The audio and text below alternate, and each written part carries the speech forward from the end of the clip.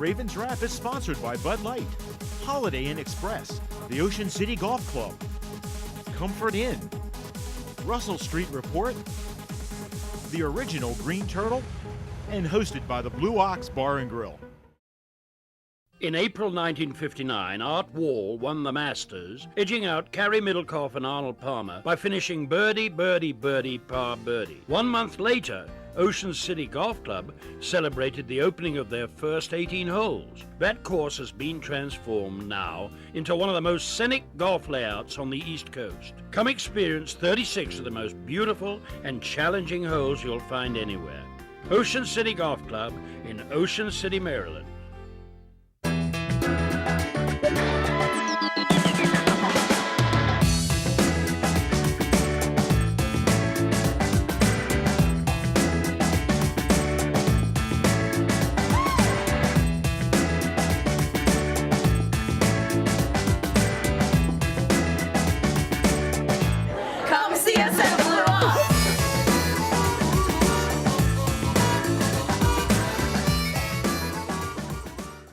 Welcome back in. It is the Ravens Wrap Show here on Comcast Beach TV and Delmarva's Rock Radio 93.5 The Beach. Mike Bradley, Bobby Vermillion, Tony Lombardi, and John Garrigan. Guys, let's pick up and just to rehash real quickly about the Bryant McKinnie situation. Tony, as you talked about, I guess he tweeted that he was no longer with the Ravens. The Ravens did something interesting with that, but as you mentioned, it looks like they strong-armed him out of money. He was making $3.2, which is still relatively cheap for a left tackle. But go ahead and continue that story. Well, I think when you look at Bryant McKinnie, you make a good point, Mike, that he is relatively cheap for a left tackle, given he's probably, I'd say, in the top dozen left tackles in the league, so that's probably a good number to pay for that. Right. But I think they knew he didn't have many alternatives, and they tried to strong-arm him a little bit and try to take him, get him to take a cheaper number. But the way it all went down was very interesting, and it's sort of indicative, I think, of the John Harbaugh regime. He's very closed, tight-lipped when it comes to injuries and things like that, and it comes to player movement.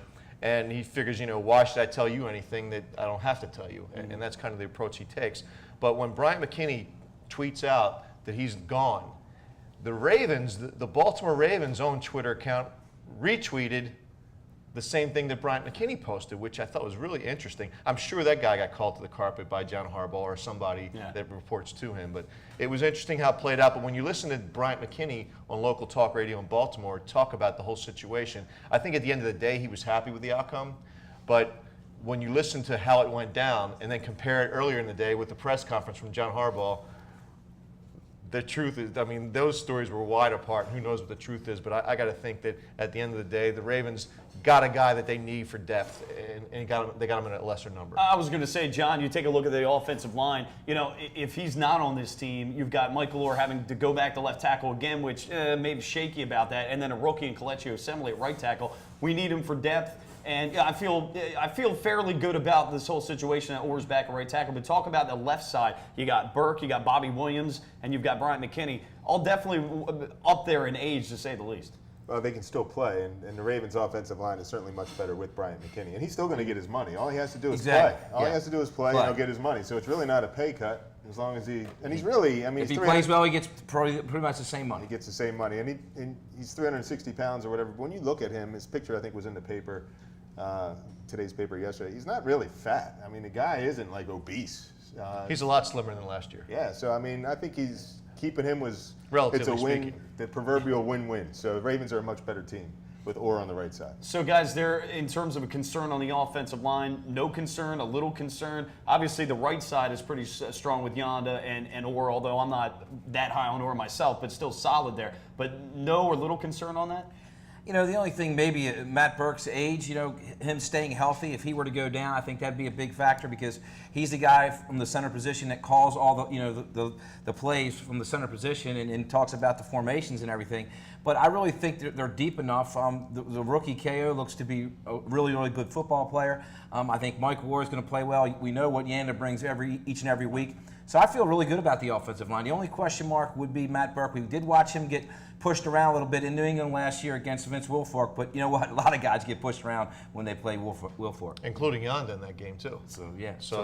He's a stud. He had a beastly game. He was probably the single most difference maker in that game, Vince Wilfork. But my concern is the same as yours, Bobby. They would be Matt Burke because in preseason and during training camp, they basically gave Matt Burke half the time off because they want to preserve him. And so to me, that's where there's smoke, there's fire. I think that they feel like he's got a limited shelf life and they're trying to preserve him. So if he goes down, right now Tony Raggi got cut, and that leaves Gino Gradkowski to take up for him, and a rookie from Delaware who probably hasn't seen the likes of a Casey Hampton and things like that in his career. Right. So I think that would be, Matt Burke is probably my biggest concern on the offense. And we talked about this, maybe a little known name, but a guy who's very versatile and good backup. Justin Boren from Ohio State ended up going on IR, and he's a guy that could play that swing guard center position. So, that's less depth there as Right. well. Guys, let's talk about the offense in general. You look at Terrell Suggs going down. You look at, we talked about new, younger guys having to step up and take roles.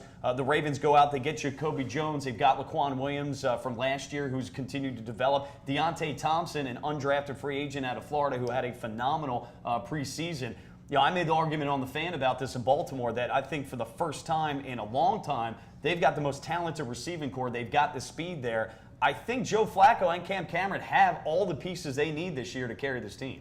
Yeah, the speed is, you hit the nail on the head. I mean, this is a much faster team, both on offense and on special teams. So it's pretty exciting, and they just need to catch the ball. So a couple of the offensive breakdowns that happened in the preseason, Joe looked like he was on top of his game, but Jacoby's got to catch the ball.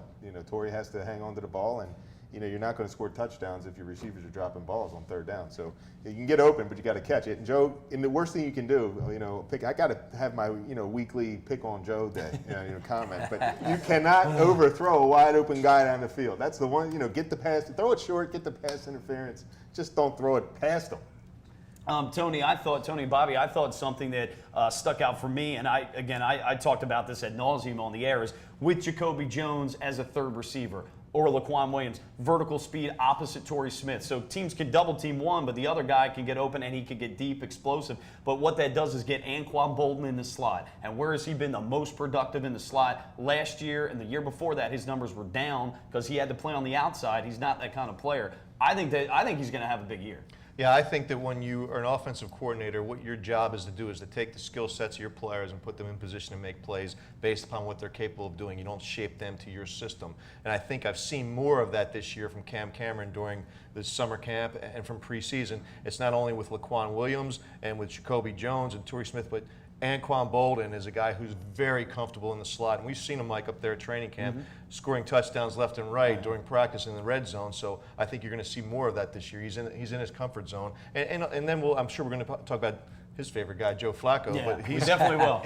They're developing a system now that I think Joe is in more of a comfort zone than he's been in before. quarterback. Yeah. Well, the two guys you haven't talked about is Pitt and Dixon, and obviously with the injuries during the preseason, they didn't get a chance to play very much, and that gave some younger guys maybe some opportunities. The other tight end that we picked up from St. Louis, Billy Badger. Yeah, he looks to be pretty Crazy good as well. Bill. So Yeah. I think He's we got an a good upgrade over combination there, Chris Wilson now. and I think that's what's going to give a lot of teams some trouble, because we can go with two tight ends and then spread them out and pass, and now obviously we can empty the backfield and put Ray Rice as a receiver as well. So teams are going to have a hard time matching up. Again, we're all excited because we've got some potential this year. It seems like we have a lot of weapons on the offensive side of the ball. I think Joe Flacco, like everybody's talking about, in his fifth year. And I want to make this clear to Mr. Garrigo there, who's been a big Joe Flacco basher over the years. I think to win a Super Bowl, you have to be a little lucky too. It goes all the way back to the Immaculate Reception with the Pittsburgh Steelers. If you looked at it with Santonio Holmes catching the pass in the corner of the end zone, and even last year, you look at the New York Giants. Manningham makes the catch on the sideline, was unbelievable. Right. Wes Welker drops the pass in the Super Bowl, or the Patriots probably win. Well, you can make the argument if Joe Flacco, if Anquan Bolden and Hushmanzada would have caught the ball 2 years ago, we could have been in the Super Bowl, and we all know what happened last year. So it's a game of inches, and it's a game of making big plays or not making big plays. And unfortunately, the last couple of years, the Ravens were on that short end of the stick. But I tell you what, I got a good feeling about this team, and I think we'll be in position again. That's all you can really ask, to be in position at the end of the year to try to win a championship. Every game's important, though. We go down and beat Jacksonville Monday Night Football, and New England's in Baltimore. So we need to remember that too. So it's a much tougher schedule. I don't foresee the Ravens falling asleep on anyone this year. But I'm just as excited. Hey, look, I love them too. But you can love him all you want. He still finished 18th in the stats. And some people say, "Oh, don't give me stats." Well, how else are we going to measure him? By his height? How far he can throw the ball? By wins. Kyle Bowler can throw the ball you from here to And you can match him up against how Baltimore. Brady and Manning did in their first 3 or 4 years. And he's the only quarterback that's taken a team to the playoffs 4 years in a row. So I think you're really garnished by wins. He's got a good defense. He plays the game. He's not asked to do what Peyton Manning or what Tom Brady was asked to do. Not that he couldn't do it, he just wasn't asked to do it. And with a good football team, with a well-rounded football team, you're going to have a whole different game plan. So, I think Joe Flacco has taken a lot of heat. I'm really excited. I think he's getting the monkey off his back from John Carrick this year and plays really well. And Hey, man, Tony, he's my guy. well, yeah, that's worth a platform. Well, and Tony, you can speak to this better than anybody. I was up there at training camp with it just a little bit, but he looks like a much different quarterback, and I think you folks could see it too in the preseason. He looks like a quarterback more in command and has been given the ability to do more. And it was interesting, Cam Cameron, Tony, said about audibles and such, that some of it had to do maybe with the offensive line as well, and some of the changes, that wasn't just the receivers with the offensive line. So I don't know, maybe we talked about maybe he couldn't handle it. Maybe it had to do more with some of the supporting cast. Maybe a Michael Orr couldn't handle it. With a lockout, a young Torrey Smith, Ed Dixon, Dennis Pitta, maybe they couldn't make as many changes, at least last year, as maybe they would have liked to. Yeah, I think when you have more repetitions as a unit, you develop more of a trust. And when you have more of a trust, you're able to do things like that. Let him take control of the offense. I do see him in a comfort zone. And there's something about Joe Flacco, whether you saw his results in preseason or you watched him and were impressed with what he did. I think the thing that I was most impressed with was the way he carried himself throughout camp. And there's a confidence about him that you can't put your finger on, but you can see that there's a difference. And maybe it's the maturation process, or maybe it's just him being comfortable. Maybe it's Jim Caldwell. I did notice one thing about Joe Flacco that I really, really am happy to see: the finer nuances of quarterbacking he's paying more attention to this year. Ball skills, cadence, all those things measure up. When you add them all up, they all point towards being an effective quarterback. And if you ignore them, you could be an ineffective quarterback. And you bring up an interesting name, maybe one of the best free agent acquisitions, if you will, wasn't a player but a coach, with Jim Caldwell, the former head coach of the Colts, but also was a quarterbacks coach, had a lot of success with Peyton Manning. And I know Peyton Manning's a great talent anyway, but at the same time, Peyton Manning raves about this guy, and he still does a lot of the drills today that Jim Caldwell taught him back in the day. So that's a good sign. And you know what's interesting too? When Jim Caldwell, finding him on the practice field is like finding Waldo. You can't find him anywhere. Say, where is the guy? But you can just see the difference. I'm told it's more in the classroom and what he does one-on-one with these guys versus when they're out there as a unit on the field. Yeah, and that's one of the things we talked to, criticized Joe about. Where are the ball skills, the play action passes? When you don't sell that, what's the point of even going through the motion of doing it? The running back wasn't selling it, and the quarterback wasn't selling it, so don't even do it. And the cadence, it was great, getting in the no huddle, and you see him change, and seeing Michael Orr not jump off sides on a hard camp. That's a good Everybody, thing. it was like a whole brand new team. That's a good stuff. All right, lots more to get to with the offseason and going forward here into the new season of 2012. More of the Ravens Wrap Show next on Comcast Beach TV and 93.5 The Beach.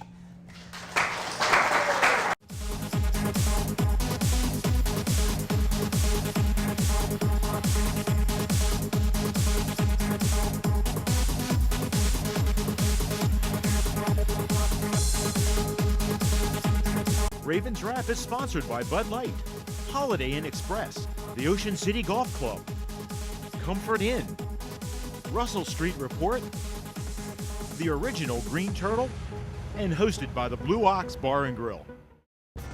Welcome to the Comfort Inn Gold Coast. Conveniently located just 1 block from the beach and adjacent to shopping at the Gold Coast Mall and the movie theater.